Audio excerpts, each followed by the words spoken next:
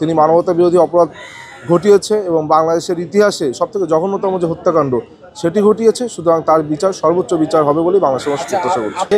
সুতরাং সর্বোচ্চ রায় হবে বলে আমরা প্রত্যাশা করি এবং সর্বোচ্চ রায় হওয়ার মাধ্যমে যেহেতু প্রধান যে অপরাধী তার বিরুদ্ধে সর্বোচ্চ রায় আজকে আমরা আশা করি প্রদান করা হবে। তার মাধ্যমে আপনারা দেখেছেন বাংলাদেশের বিভিন্ন এই অপরাধকে কেন্দ্র করে কিন্তু বাংলাদেশের বিভিন্ন স্থানে বিভিন্ন নিরীহ মানুষকেও কিন্তু বিভিন্ন মামলা আসামি করা হয়েছিল।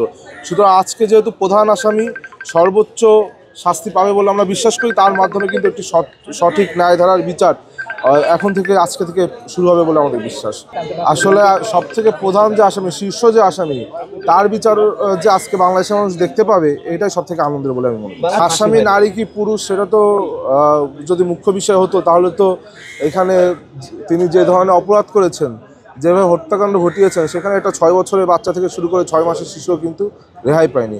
সুতরাং এখানে তার জেন্ডার কি, তার এজ কত, আমি মনে করি এটা মুখ্য বিষয় না। তিনি মানবতা বিরোধী অপরাধ ঘটিয়েছে এবং বাংলাদেশের ইতিহাসে সবথেকে জঘন্যতম যে হত্যাকাণ্ড সেটি ঘটিয়েছে। সুতরাং তার বিচার, সর্বোচ্চ বিচার হবে বলেই বাংলাদেশের মানুষ প্রত্যাশা করছে। আমরা তো মনে করি অবশ্যই প্রত্যাশা অনুযায়ী হবে, কেননা এখন তো বাংলাদেশে আপনার 5ই আগস্টের পরবর্তী সময় একটি গণতান্ত্রিক যে ধারা, সেই ধারার পথে কিন্তু বাংলাদেশ অগ্রযাত্রা শুরু করেছে এবং সেখানে ন্যায় বিচার নিশ্চিত হবে বলে আমরা আশা করছি।